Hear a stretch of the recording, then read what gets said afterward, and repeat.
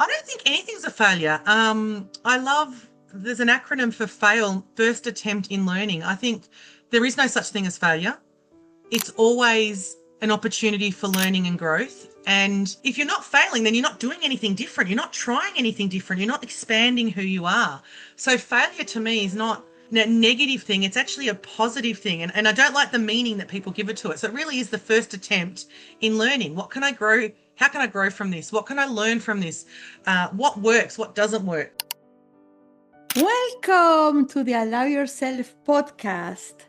And you know that here is a place where we can allow ourselves just to be, just to remember that this is a space to breathe, to listen, and really to see beyond differences.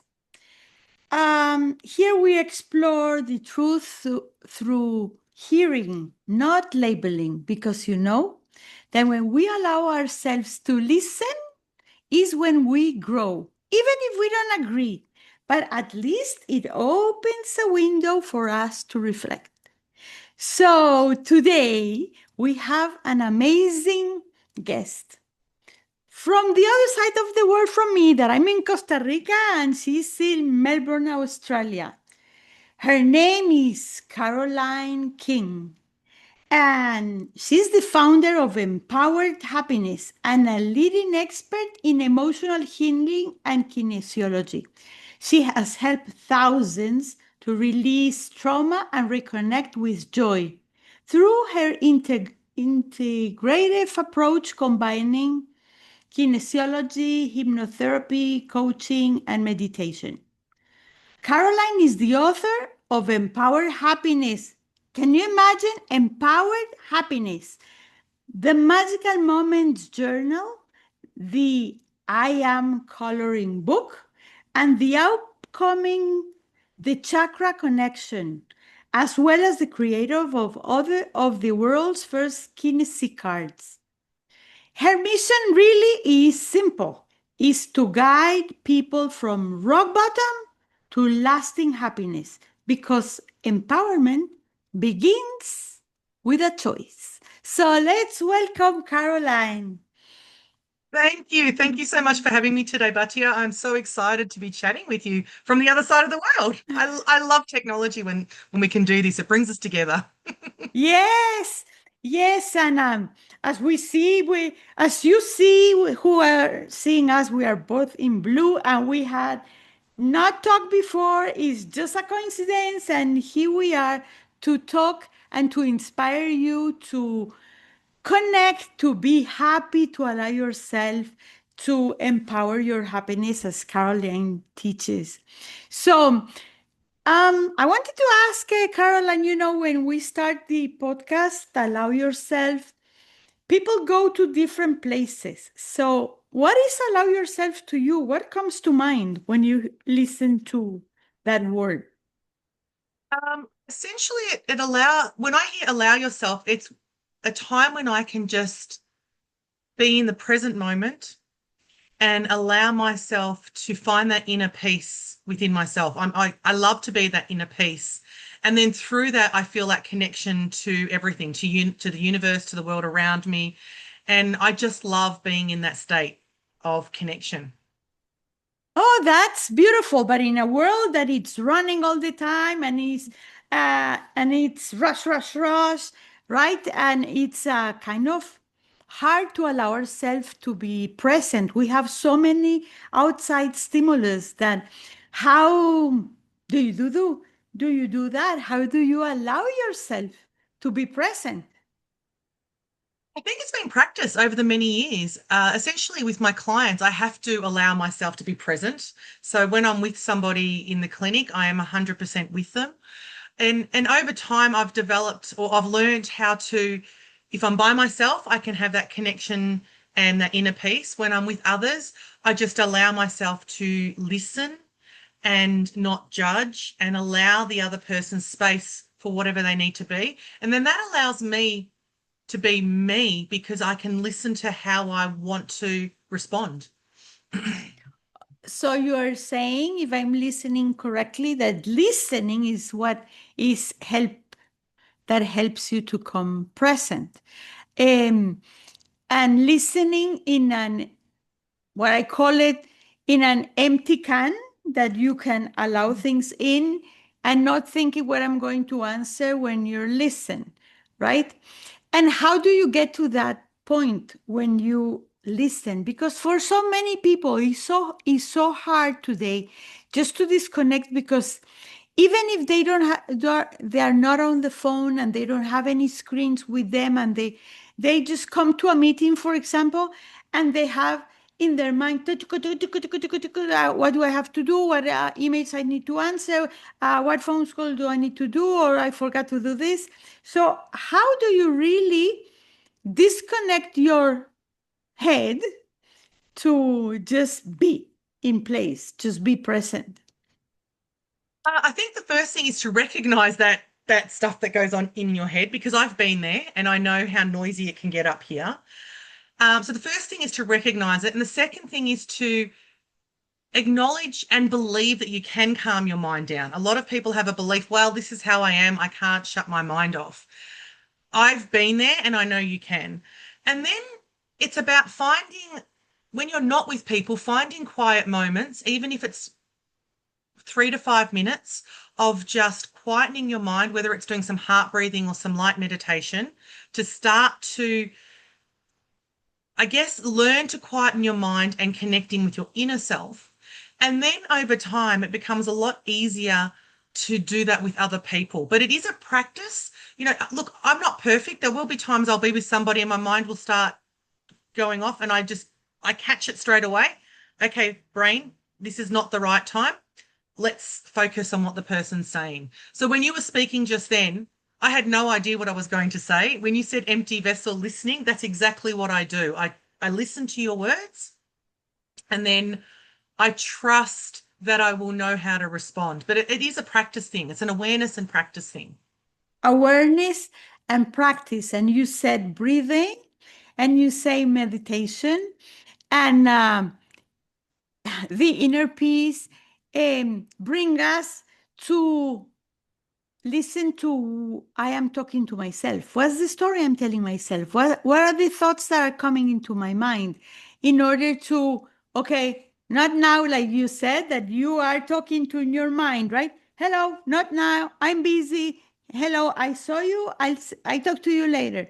So let's come. We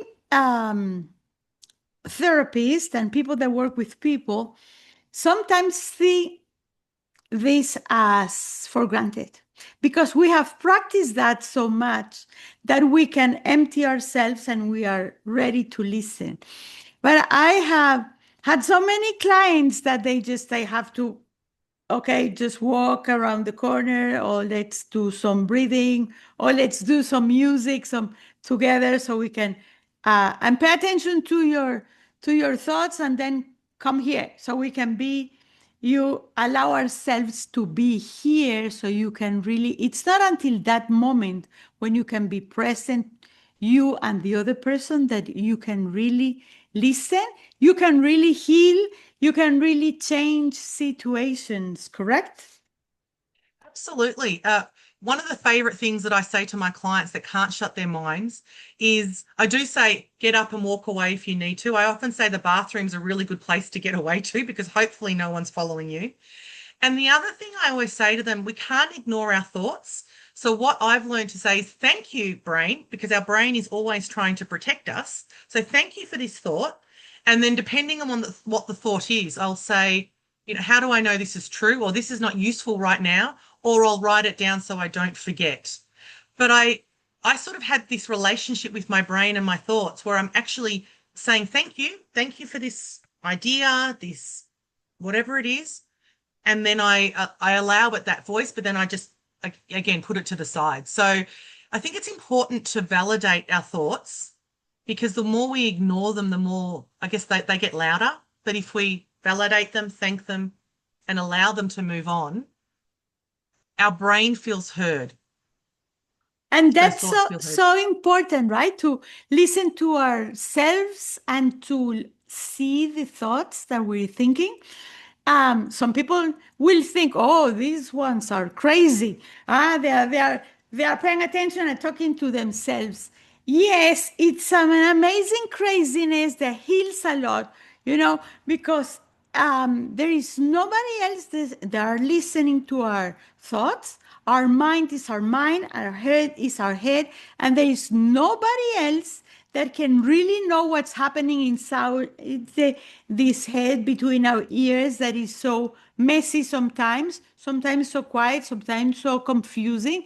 So it's very important, as you say, to pay attention, to acknowledge it, and to have a conversation. It's like your adult, your body is talking to your child, to your inner peace, let's say your inner child, and you're really having a conversation with yourself. This reminds me when I used to go, when I was going through divorce and I was going to my parents' house, my father used to ask me, who did you come with? And did you come alone? And I said, no, I didn't come alone. I came with me. No, no, no, really. Who did you come with? He said, no, I came with me. And yes, me, with myself, it's really, we have to, as you say, Caroline, we really have to validate that conversation because um, the really the world that we live, that's chapter 11 of my book, The Stories We Tell Ourselves. The world we live is the direct result of the stories we tell ourselves. Is the inner conversation, what am I telling? Is that correct? I am wise. How wise I am or how stupid I am is how I'm behaving in this world, and how that's how life um, evolve, no? Yeah, unfold. Absolutely. Mhm. Look, I agree with you 100%. When I was going through depression, the stories I would tell myself were so that I was beating myself up. Everything was happening to me.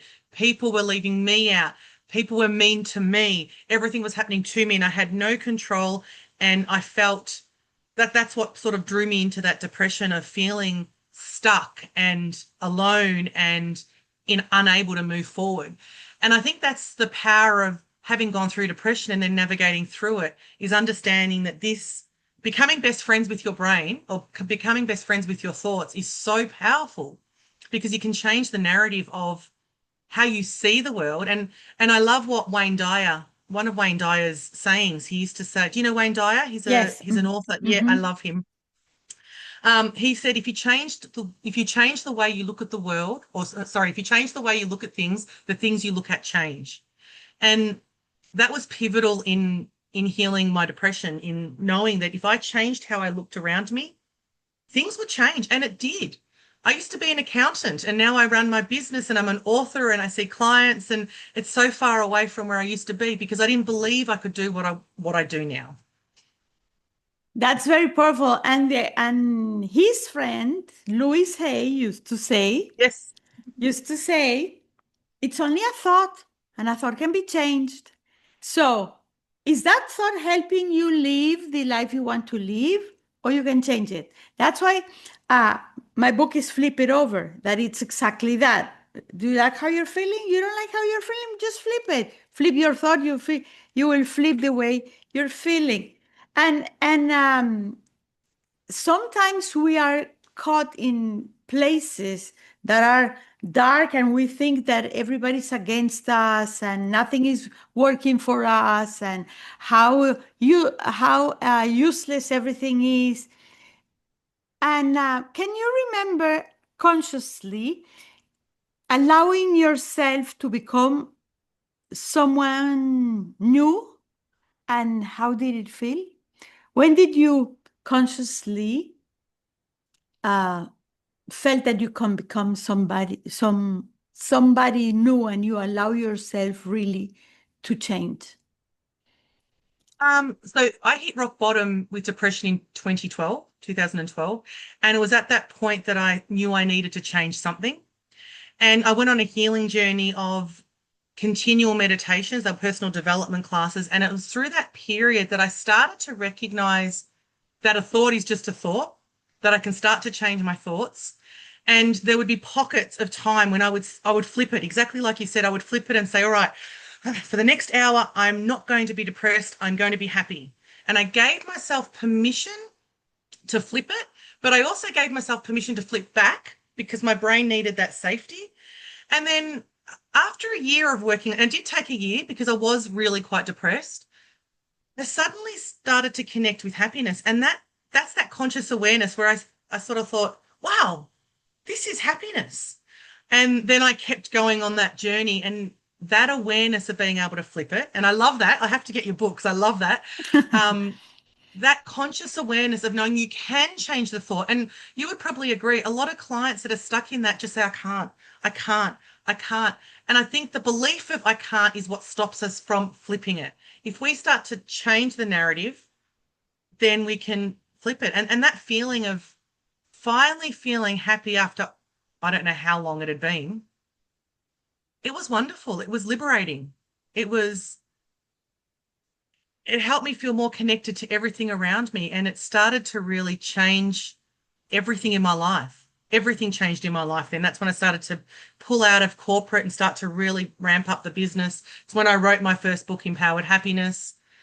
Everything for me started to change, and I started to work with more clients, and the clients I worked with were a lot, I guess their challenges were a lot more intense and darker than I would have been able to handle prior to that. So yeah, it was liberating, I guess, really. And that flipping that you're saying is so subtle and but it's so powerful because it's when we realize that we have the power, that we don't have to give the power away. It's like, oh no, my mind is not my boss. I am the boss of my mind. So I am the one saying what I want to think. Okay, thank you for protecting me, but that's not for me now. Okay, I am, like I say to myself sometimes, it's like, oh, yeah, thank you for protecting me now. But now I'm divinely guided and protected, and everything is coming for my highest good. So, yeah, thank you. Right. But I am in charge right now. And this is a flip, right? That it's so subtle that we don't even realize that we did it. It's like we're not giving our power away, blaming others, right? Mm-hmm. Because oh, look what the world is doing to me. Nobody Yeah. loves me. Nobody, poor me. And it changes. Look, now what?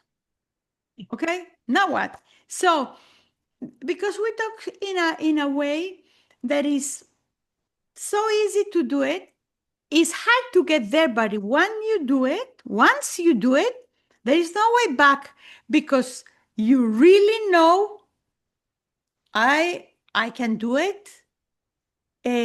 Like Henry Ford used to say, right? If I believe I can or I believe I can't, both both times I'm right. So yeah. So when I realized that yes, I can do it in small steps, it doesn't matter, one thing at a time. So it's like no way back. Absolutely. I agree with everything you just said. And I think that's the thing. It's really helping people to understand the power of thought and that they are in control of their thoughts. The thoughts don't control them. Mm. How did you give yourself permission to do that? I think for me, it was that rock bottom. I took a handful of sleeping tablets. So that rock bottom was quite significant for me. And for me, it was, I'm trying to think if I gave myself permission indirectly by saying, I can't live like this anymore, so I have to change how I'm living. So I guess for me, the permission was I have to change. It was almost like I have to. I can't live in this darkness anymore. I'd lived in the darkness for a very long time. And that was despite having a wonderful life on the outside, loving husband, two beautiful kids, a job that paid really well. Everything on the outside was going great, but on the inside it wasn't. So I think that permission came, I guess it came out of necessity that I had to move forward. So the permission was I'm going to reach out for help. And then when I found that help straight away, I knew who I needed to help me. I gave myself permission to go every week and do that healing. And healing can take a long time or it can be quite instantaneously. Again, it depends on your mind and how you flip things. It's just believing in yourself. And you just said something very interesting. People think that when see others that have a beautiful life, that everything is working, she's married, have kids, have a wonderful job, she has money, so the life, no problems. What is she complaining about, right? But sometimes with people that are at that situation, that it happened to me too, it's like an emptiness, right? Like it's like I'm being um, swallowed I don't know how to call it, by a hole, by a dark hole that is like I'm stuck. I am like in my own jail and I cannot do it. Even if outside is beautiful and perfect and we're smiling and dancing and saying, we come with ourselves and say, oh my God, what's happening? I'm just, yeah, drowning. And the other way, and the only way to come out of it is with help, right? Asking for help. You cannot do it by yourself. I do believe you need help because you need someone else to help you challenge those thoughts, especially at the start. Otherwise, those thoughts can take control. So challenging what those thoughts are, that external person can help to ask the right questions, to challenge the brain, to help you understand that those thoughts aren't real, that they're not true necessarily. And also, I think for me, a big part of it was I wasn't living authentically anymore. While I loved my accounting job and I loved accounting for a while, I was really moving into the kinesiology world at the time. And it was the fear of stepping into something that was different, especially coming from a traditional European family. You know, you go to school and you go to uni, or my brothers are tradies, which is great. They're bricklayers. Dad's a bricklayer. Um, there was an expectation to be normal, and I really don't like that word, but for lack of a better word. And so I had this fear of stepping into the world of energy healing and kinesiology and coaching and That not the understanding. normal, sorry that I interrupt. That normal means that fits in the world you are.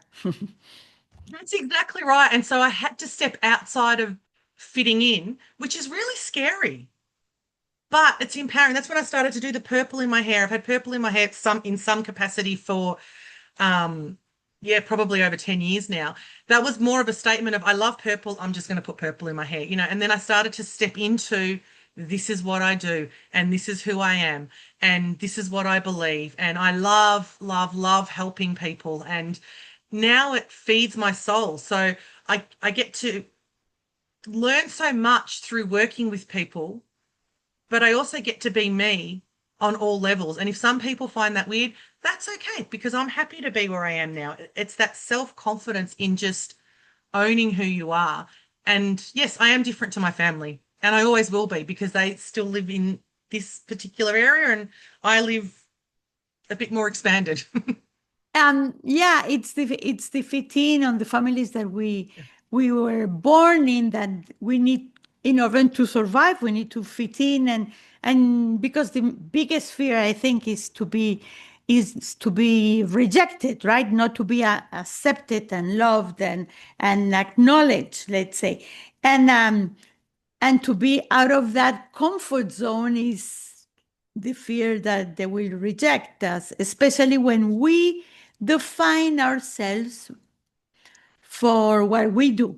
Like, I'm an accountant, okay? It's not I am Caroline. I'm an accountant, okay, with a title.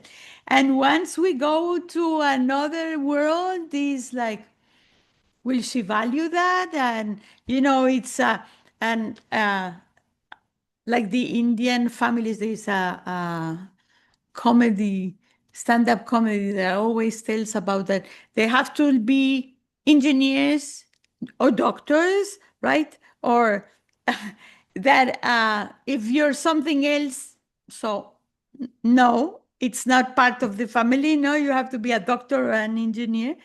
Um, so yes, when we go out of that comfort zone, it's really scary that we will be rejected or we will give ourselves less value because we didn't study what they are and what they say it's valuable to the world to make money, let's say. So, um, wow, that's very brave to allow yourself to be somebody else and not just an accountant, even if you're still Caroline is. Brené Brown talks about it, what it's fit in and what it's to belong, right? That to fit in is that you need to adapt yourself in order to match your surroundings. And belonging is when you are yourself and people accept you as you are, even if you think differently. And that's the power, sitting in that belonging, sitting in accepting yourself, I think is the most important thing. Accepting yourself and loving yourself and allowing yourself to express yourself in whatever capacity that is. Oh, that's so important. Yes, because Yeah, if you don't allow yourself to love yourself, so why others will love you? Right? It's like we transmit what we think about ourselves. If we don't love ourselves, don't value ourselves, don't accept ourselves in what we're doing, why should the others? that's exactly right. Yeah. So how would you define failure? I don't think anything's a failure. I love there's an acronym for fail, first attempt in learning. I think there is no such thing as failure. It's always an opportunity for learning and growth. And if you're not failing, if you're not failing, then you're not doing anything different. You're not trying anything different. You're not expanding who you are. So failure to me is not a negative thing. It's actually a positive thing. And I don't like the meaning that people give it to it. So it really is the first attempt in learning. What can I grow? How can I grow from this? What can I learn from this? What works? What doesn't work? So, I think as a business owner, I really had to learn that because when you're running your own business, you're doing everything. So you're doing your social media, you're doing this, you're doing that. It's giving things a go. So to me, failure's about expanding who you are. Okay. And do you remember another time when, besides changing from accountant, that's okay? You could even think that others will think, "Oh, I'm a failure because I'm not an accountant anymore." Is there any time in your life when you felt that you are here, you really are attempting to learn, and as we do as children, and not I'm a failure or I fail, because it's different when I'm in my business and my business doesn't go well, is when my business fail. It doesn't mean that I am a failure, two different things, right? But there are people that say, oh, I won't try again because I'm a failure, instead of this business fail and I can change. So can you think in another opportunity when you allow yourself to attempt to learn? I think for me, it's just a consistent thing. So I don't even register failure anymore. It's just like, okay, this didn't work. Let me go this way. I guess more recently, there was probably an element of what can I learn in this so as we were coming out of COVID, I was diagnosed with breast cancer. And there was an element of me saying, all right, have I failed now as a natural health practitioner? Why have I got breast cancer? What's going on? What thought patterns created my breast cancer? So there was an element of, have I failed here somewhere that I've allowed this breast cancer to manifest? And at the time, I mean, I navigated that through a lot of trust and I was very positive and I was making jokes the whole way through, but there was an element where I had to learn, all right, is there anything in this? And for me, it was just the acceptance that this is my life's journey and this is just one of the adventures that life's giving me. So I guess in one way, I turned a perceived failure in maintaining my health perfectly to understanding that sometimes life throws you adventures and it's how you respond that you move forward. And what did you have to learn? I just had to learn acceptance and trust that it's okay to have, different health challenges. It's okay. It doesn't mean that I'm less of a practitioner in what I do. It actually it taught me empathy and understanding of other people going through, say, breast cancer or other significant health challenges. And the feeling at that time that it is out of your control in the sense that, okay, this has happened now. How do I heal this? And for me, I believe in drawing on all the resources I have around me. So yes, I did go to traditional medicine, but I also did a lot of energy healing and I did a lot of journaling and I did a lot of meditation. So I threw everything at it.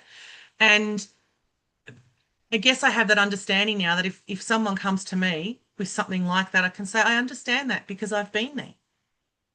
So for me, I actually believe it was just part of my life's something I chose to experience while I was down here for that understanding. And usually happens when everything seems to be flowing perfectly, right? That is just something comes off and says, oh, do you think everything is right? Let's see now, okay? Let's see now how you come out of it. Eh, um, yeah, that life, we say here that God has a very nice sense of humor, no? Yeah. Is like, yes, good, everything is going well. Okay, now let's see, next lesson. You're too comfortable there. Now I need you to learn this because there are people that are needing your understanding and empathy to this. So, hello. Yeah, it's yeah. And how do you come to your center?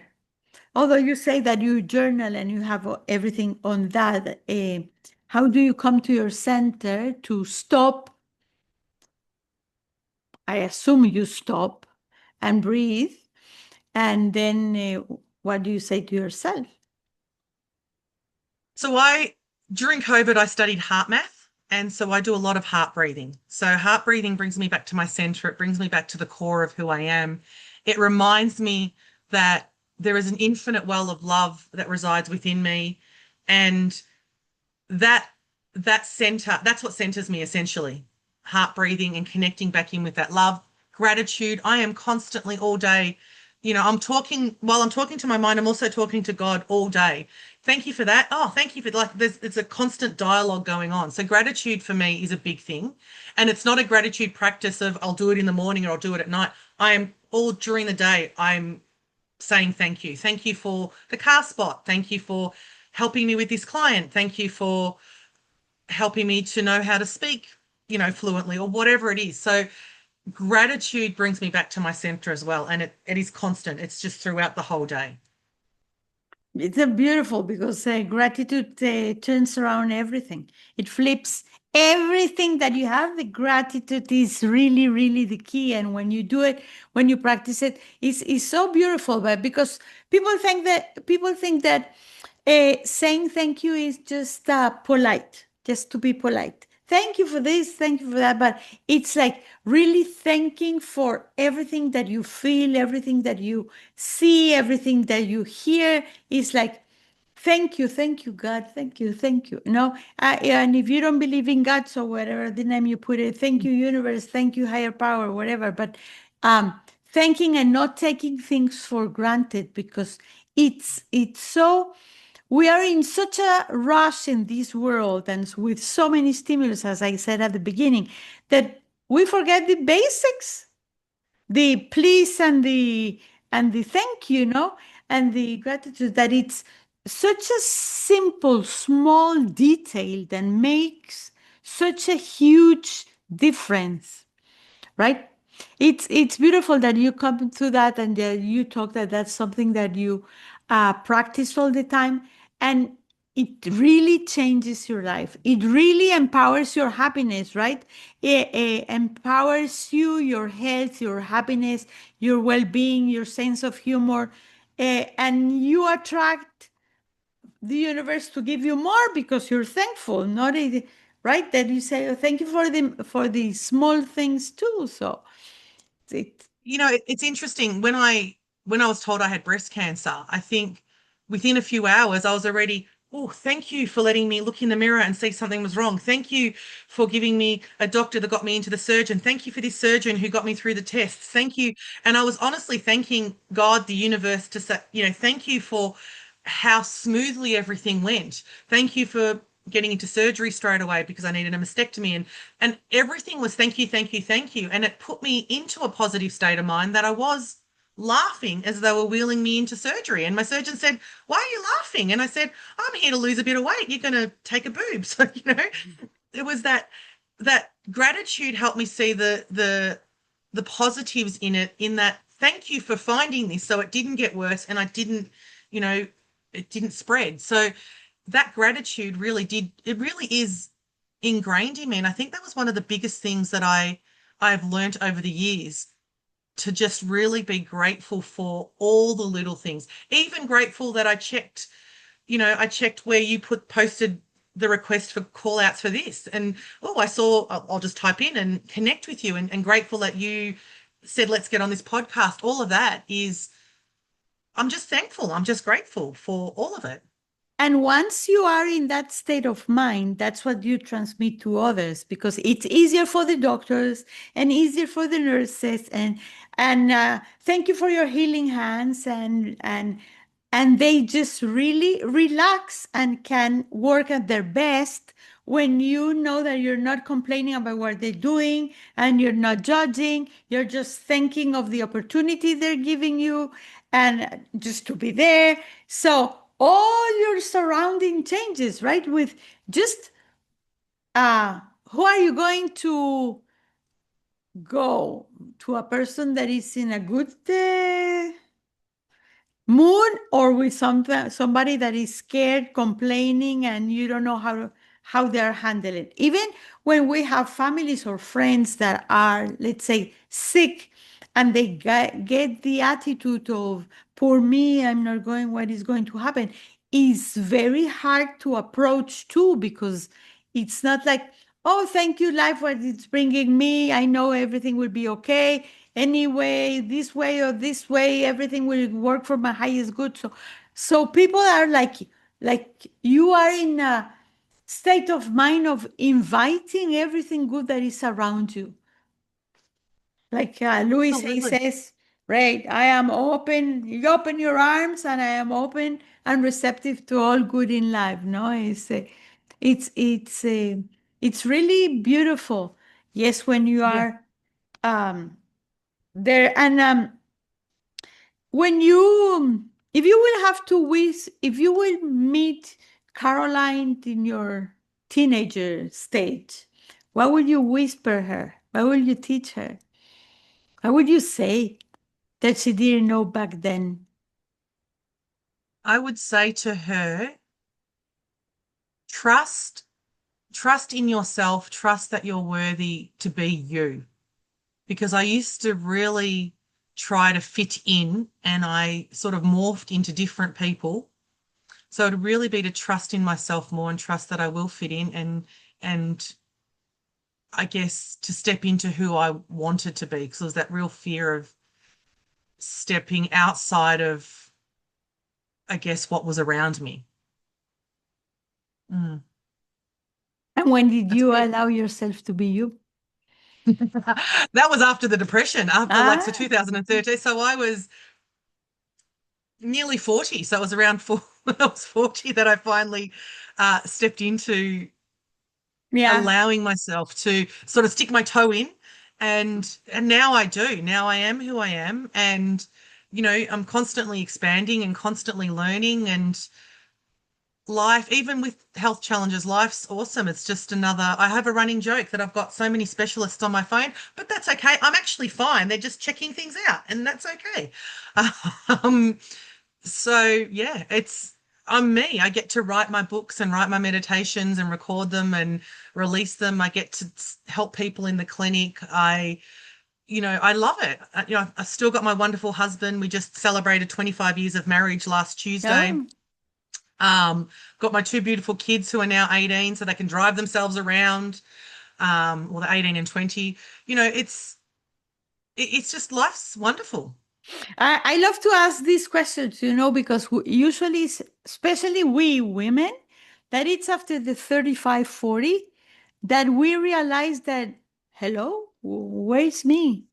I Yeah. lost myself. No, I am just pleasing everyone. I'm working for everyone. I'm just Yep. uh, um I tell a story that I didn't know if I like the egg scrambled or fried. I didn't even know that Yeah. I had to get to, hello, what do I really like? What it's me that I where is Batia? No, where is Beatrice?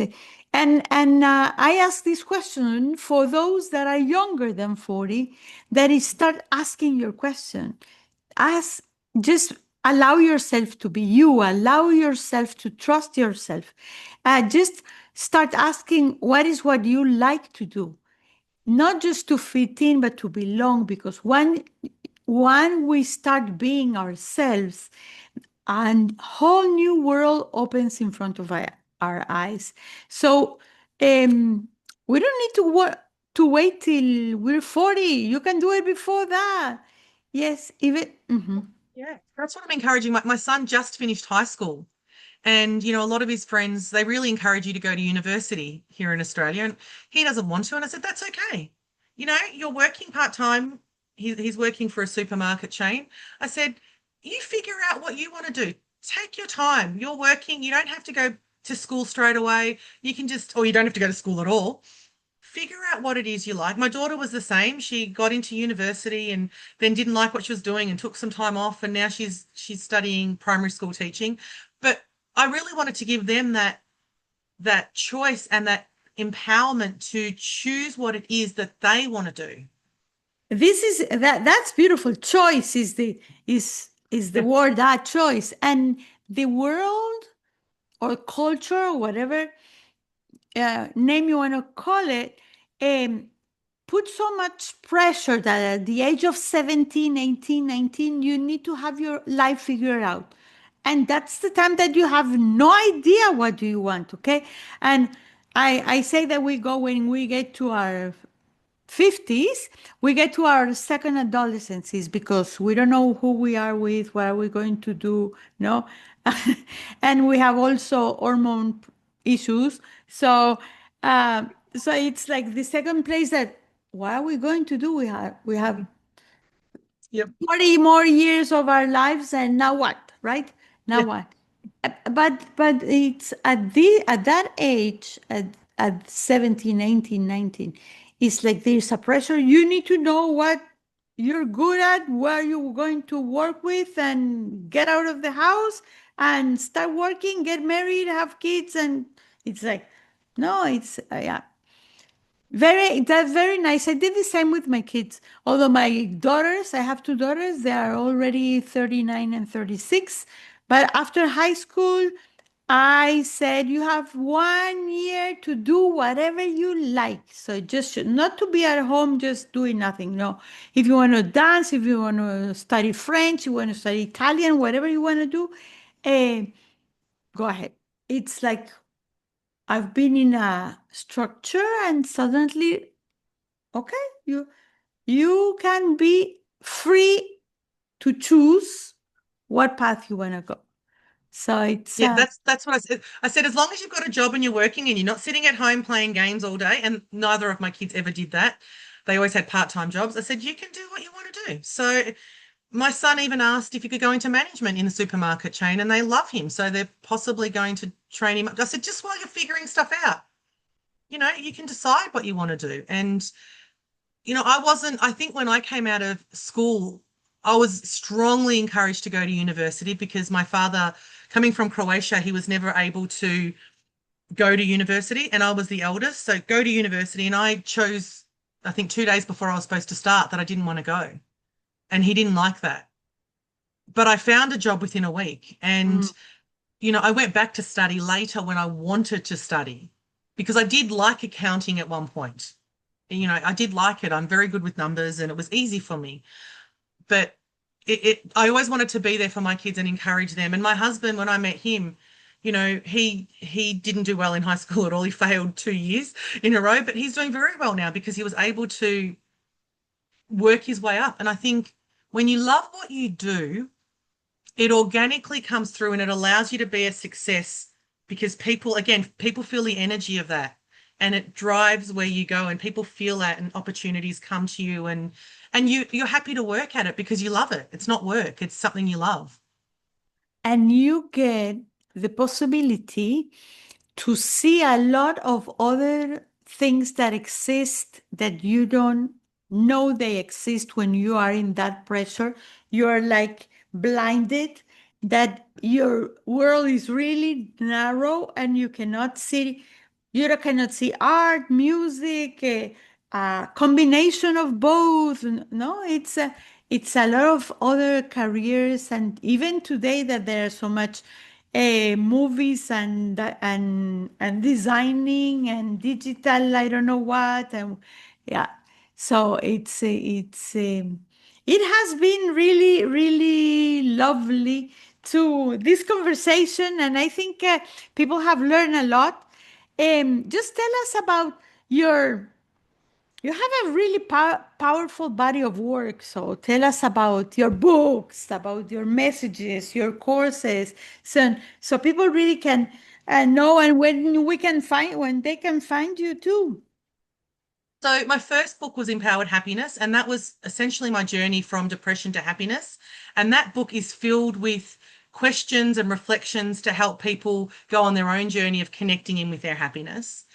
And then later on, I've written a lot of collaborative books over the years because I've always wanted to be an author. And then I created the world's first kinesiology cards because I wanted to offer people a way of connecting in with kinesiology just through cards. And that was what I call my COVID baby. Here in Melbourne, Australia, we were locked down quite significantly. And then I was playing around and I created my magical moments journal because I wanted people to understand that coincidences don't exist. They're synchronicities, and those synchronicities are magical moments. And it could be connecting with someone, it could be a butterfly coming past your path, it could be anything. So that if you start to see the world with that magic and awe and wonder, you start to see more of the world. Then I created my I Am Colouring book earlier this year because I had a lot of clients that are very creative and I wanted to give them something empowering. So, I am powerful, I am strong, I am loved. So the whole book is filled with positive affirmations. I've also created what I call my Illumiliminals.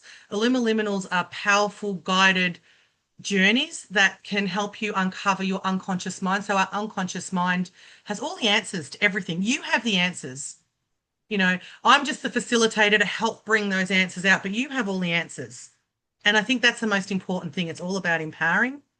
And of course, I have my new book, which is still in sample state right now, but it should be out in the next few weeks. And it's a journey through the chakras, but not from just the energy side of it, but also the what they represent, the pillars in your life. So that's my body of work to date, and I have a whole lot of other ideas. But people can find me at empoweredhappiness.com. So everything is on there. And I'm across all the social media platforms as well. I like to post some positive reassurances and affirmations and tips, whether they're kinesiology or anything else. And I have a I Facebook saw group. one that it's really nice that is that you're tapping here in between your breast in your heart, that you're The tapping the thymus. yes, and then you say, really, I wrote it. I trust myself. I speak Uh, and act with confidence. I trust myself, that and was the that was the acu affirmation. Yeah, Central 17. Yeah. So I love the acupressure point. So yeah, so I just want to empower people because I guess my biggest message to everyone is you have everything within you that you need. It's just listening to yeah, yourself. it just it's like you are the stimulus, and I work in a different way. I work with phototherapy too, but I do exactly that. I take you, you, what's in your container. I call it. I'm pulling your light in. You just dimmer so much your light that I'm just helping you put your dimmer up a little bit, so It's you will really shine. beautiful. Yes, yes, that's what I love about these podcasts, that we help people listen and get what they have inside you. They can do it, and it's inspirational. And every person that I bring, like you, is You have it all inside. Just allow yourself to pop up, and each one has different ways to do it. So Mm. take the one that matches you, or take a little Yes. bit of each one, and then you just come out. But you came here to be happy to this world. You came here to be happy. You came here to be a light for others. You have all your light and to shine. So it's just when you're going through a dark tunnel, they laugh about me when in my pronunciation with that word. I know it's like tunnel, okay, like it's in Spanish. I used to say it's never darker than when it's going when the sun is going to shine. In Spanish, they say is not darker than when the sun is coming up. Is Yeah, it's like at night is really dark until the sun starts coming up, and only when when it's really dark is when you start seeing the stars. You cannot see in the stars where Yes. there's a lot of light. So, That's beautiful. Yeah. That's really powerful. You're right. You see more stars when it's dark. yeah, yes. So, um, in one word, what would you say? What would you take from this conversation? What keeps with you? What are you taking from this conversation? I would say empowering Eh, because I think we've shared a lot of empowering tips. So empowering, I think empowering people to know that they have it all within themselves because that's yeah. I think we've had a lot of deep conversation in here. It's been lovely chatting with you eh, and really lovely just to organically allow the conversation to unfold has been beautiful. Yes, this is a real conversation. So those that are listening is that nothing is planned. The only thing that is planned is that what time are we meeting, and then we let it flow. It's completely organic. It's something for you to listen to a natural, organic conversation. Truthfully, very powerful insights from each one of our guests, and really. Thank you, as the word you say all the time. Thank you, thank you. And I'm want to thank you especially, Caroline, for sharing your heart, for opening your journey, your wisdom, and your beautiful soul with us today. And for those listening, this is a conversation, a powerful reminder that allowing ourselves isn't just a one time decision, it's a process, and it's practice, and it takes practice. And the more we listen, the more we reflect, the most wisdom we get. And really, may you give permission. I'm giving you permission, and may you give permission to take your space, to rest, to begin again, to be what you want to be, and to become what you're meant to be. So thank you, Caroline. Empowering empowered happiness. So you can find Caroline from Australia. Uh, anywhere, would you like to add something? No, I just want to thank you for this opportunity to chat with you. It's been so lovely to really connect and have this conversation. And I'm also grateful for technology for allowing this to be so easy to do these days that we can connect across the side of the world. We don't even have to think about time zones because Google does it all for us. Everything, you know, I think we need to be mindful of everything around us, being grateful for everything. And I'm so grateful that we've connected and I've loved this conversation. And thank you for everything you do. And thank you for allowing me to be part of this. Oh, it's been joyful, very joyful for me to meet such a wonderful person. And Australia, I was talking about Australia, New Zealand this morning, and it's look, that's how everything is not coincidence, huh? It's serendipity. Yeah, That's right. yeah. So thank you very much, and thank you all to all the listeners. See you next time.